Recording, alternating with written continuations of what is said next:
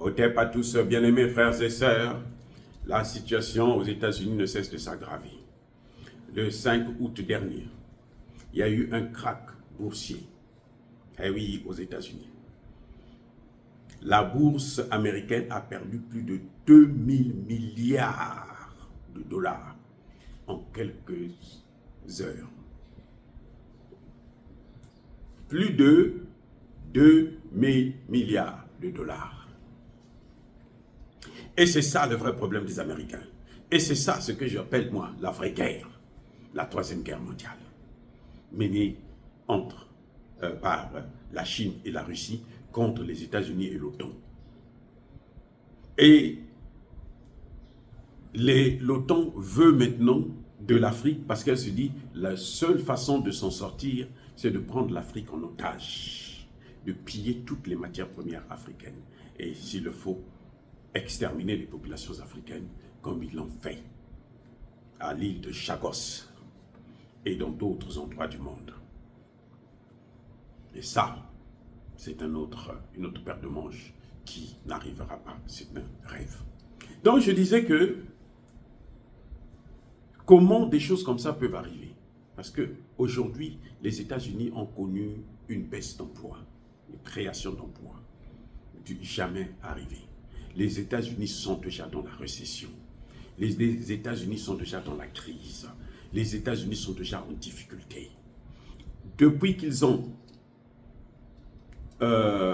comment dirais-je, bloqué, pris, volé les avoirs de la Russie dans leur trésor, alors ils ont perdu la confiance du monde entier.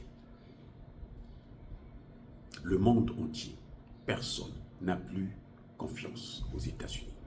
Et dans le domaine de la finance, dans le domaine bancaire, le plus important, c'est la confiance. Vous savez, quand vous demandez un crédit à quelqu'un, s'il ne vous fait pas confiance, il peut vous accorder le crédit. Il faut qu'il y ait le minimum de confiance. Les États-Unis ont perdu leur confiance. Actuellement, c'est la course à l'achat de l'or. La Chine en premier, avec l'achat en 2023 de plus de 3000 et plus de 300 tonnes d'or, suivi de l'Inde avec plus de 80 et quelques. Et les autres pays, y compris la Pologne. Eh oui, les gens préfèrent maintenant garder des réserves en or que d'avoir des réserves en dollars américains. La France a des difficultés parce que la France avait l'or africain à sa portée et de plus en plus cet or est en train de se volatiliser. Ça échappe. La France a perdu le contrôle de l'or africain. Voilà encore un autre problème. Donc voilà toutes ces conditions-là. Les emprunts donc ont baissé. Les gens ne veulent plus acheter, emprunter dans les banques occidentales, notamment acheter le dollar américain. Personne n'en veut. Et les gens échangent entre eux. Le Japon a connu une chute de son indice de 12%. Jamais vu depuis 1987. Taïwan a connu une chute aussi. Jamais arrivé depuis 1967. C'est pour vous dire à quel point la situation est gravissime. Ça a bousculé le monde entier. Le 5 août dernier. 2000 milliards de pertes à la bourse américaine. Ce sont les conséquences de la guerre économique, celle que je vous ai toujours dit ici, qu'il s'agit plus de la guerre en armes. Les Américains, les Européens, les Français se sont trompés de guerre parce qu'eux, ils sont encore à la guerre avec les terroristes. Ils alimentent les terroristes pour aller faire des guerres partout. Les autres, ils amènent l'investissement, ils amènent l'argent et ils achètent les matières premières. Et oui, c'est ça le problème. Voilà ce qui est en train de se passer actuellement. Et c'est ce qui est la cause première de la démission, du retrait de candidature de Joe Biden. Parce qu'il sait qu'il a perdu la guerre, la vraie guerre, pas celle des armes. On s'en fout de l'Ukraine, c'est Zelensky et son équipe qui n'ont encore rien compris. Mais en réalité, les Occidentaux, ils n'ont que faire de l'Ukraine. Leur objectif, c'était affaiblir la Russie. Mais au lieu de l'affaiblir, ils l'ont renforcée. Et la Russie a tout compris. La Chine savait qu'après la Russie, ce sera son tour à elle. Et elle a pris toutes les dispositions pour soutenir la Russie afin que la Russie puisse tenir bon dans cette guerre. Pour éviter qu'elle ne puisse tomber aussi dans le même piège. Et donc les deux se sont mis ensemble pour mener la guerre contre les États-Unis.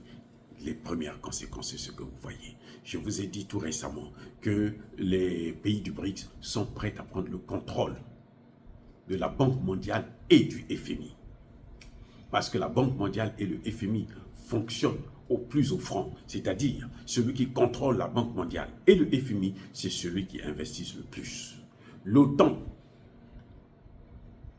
les pays du G7, apporté plus de 15%